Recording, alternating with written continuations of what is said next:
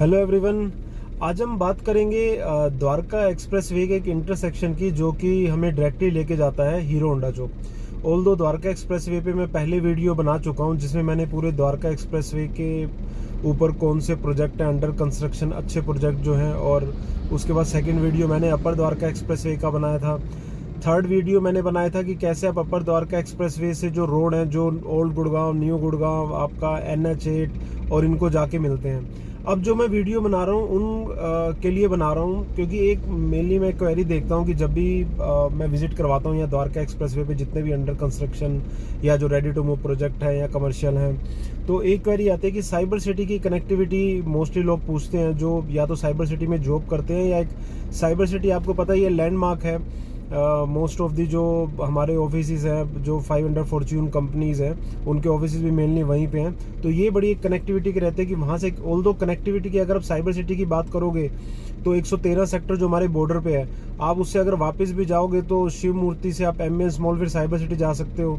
उसके बाद अगर बात करोगे 113 सेक्टर के सामने जो ब्रजगेड़ा फ्लाईओवर है, वहाँ से पालम विहार से भी जा सकते हो आप। उसके बाद दौलताबाद फ्लाईओवर है, उसके बाद फिर आपका जिसकी अब मैं बात करूँगा वहाँ से भी जा सकते हो। फिर आप 37D का जो इंटरसेक्शन है वहाँ से भी, और मेन जो आपका है वो आपका है CPR से।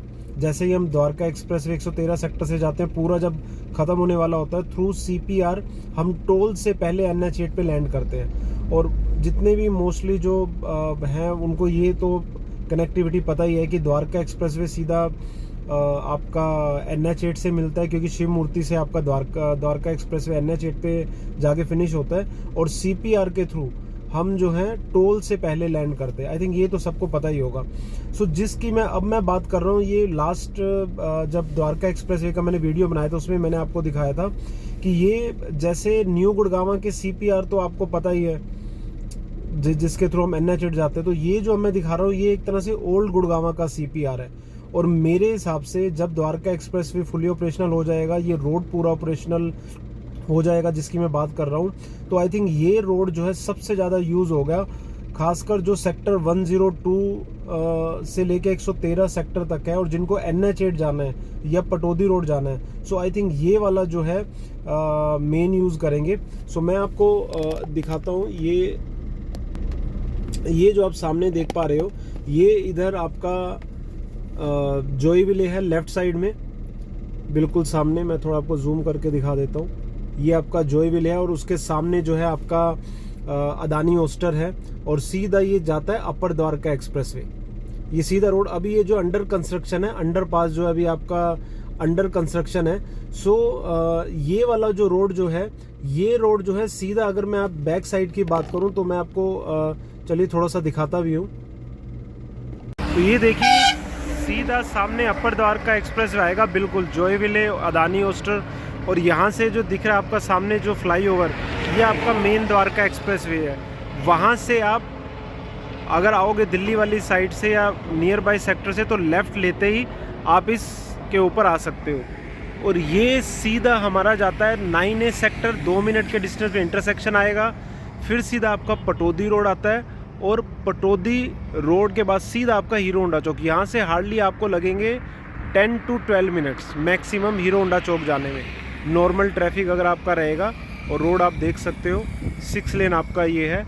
सीधा आपका आएगा पहले पटौदी रोड, और फिर आपका सीधा आपका आ जाएगा हीरो होंडा चौक।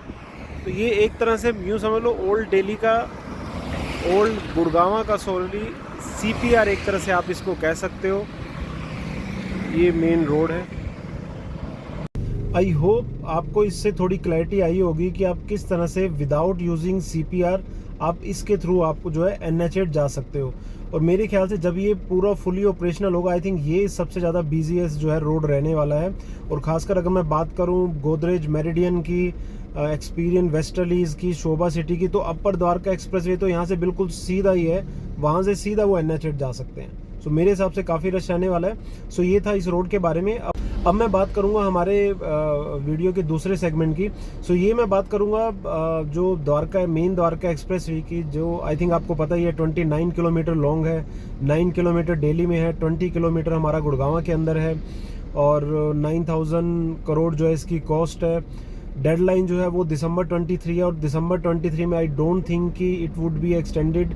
रीज़न बिंग मार्च और अप्रैल 24 में इलेक्शन है, उससे पहले या तो मोदी जी या खट्टर जी ने रिबन काटना ही है इसका। सो अभी भी वैसे द्वारका एक्सप्रेसवे हम यूज़ कर रहे हैं, 70-80% कंप्लीट है।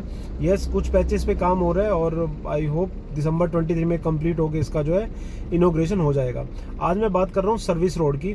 सो कोई भी अगर जो मेन हाईवे होता है, जब तक ग्रीन बेल्ट और सर्विस रोड नहीं बनती, अगर वो आपका urban expressway like Dwarka expressway, तो एक वो निकल के ही नहीं आता। क्योंकि अभी भी अगर आप जैसे यूज़ कर रहे होगे तो क्योंकि ना तो सर्विस रोड है ना ही आपका ग्रीन बेल्ट है, तो एक वो फील एंड लुक नहीं आती। जैसे अगर आप कोई कंस्ट्रक्शन कर रहे हो या बिल्डर फ्लोर बना रहे हो तो सुपर स्ट्रक्चर भी आपका कंप्लीट हो जाता है तो फील एंड लुक नहीं आती। बट जब उसमें आप इंटीरियर का काम करते हो, पीओपी पुट्टी कलर का काम करते हो, उसके बाद जो है पता लगता है कि यस ये अब चीज़ निकल के आ रही है। सेम वैसे द्वारका एक्सप्रेसवे पे service road 22 kilometre service road का काम के लिए जो है टेंडर इशू कर रही है गवर्नमेंट। अराउंड 94 करोड़ के करीब जो है ये टेंडर इशू होगा, जो इसकी कॉस्ट आ रही है और इसकी ओनरशिप रहेगी GMDA की। और सर्विस रोड का आपको पता ही है कि क्या यूज़ होता है, और सर्विस रोड जब बनेगी तो उससे पहले ग्रीन बेल्ट भी बनेगी। सो ये जो इसका टेंडर इशू होने वाला है।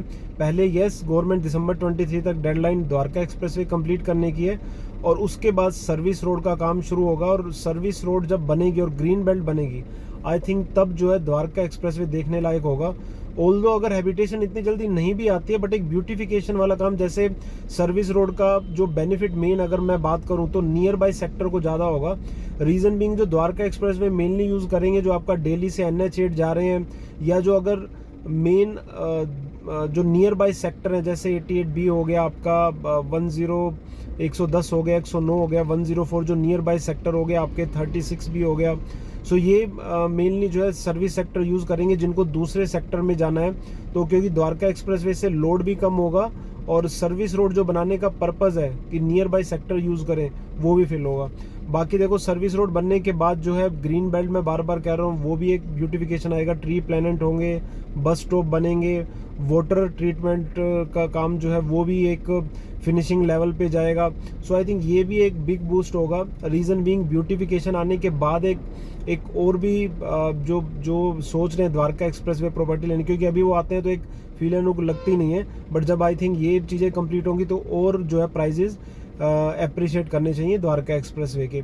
सो ये था सर्विस रोड के बारे में, जिसके टेंडर अभी सुनने में आया कि गवर्नमेंट इशू कर रही है और उसके बाद जो है कहीं ना कहीं जहाँ पे मेन द्वारका एक्सप्रेसवे का काम कंप्लीट हो गया, वहाँ पे सर्विस रोड का काम जो है स्टार्ट होगा। बाकी एज यूजुअल द्वारका एक्सप्रेसवे के प्रोजेक्ट से रिलेटेड अगर आपको कोई इन्फॉर्मेशन चाहिए या आपको इन्वेस्टमेंट प्लान कर रहे हो या एंड यूज़ के लिए देख रहे हो तो आप मेरे से बात कर सकते हो। Will tried you best deal. So ये था आज का हमारा वीडियो। बाकी चैनल अभी तक आपने सब्सक्राइब नहीं किया तो प्लीज़ सब्सक्राइब कर लें, और अगर वीडियो अच्छा लगा हो तो लाइक करें एंड शेयर करें। Bye bye.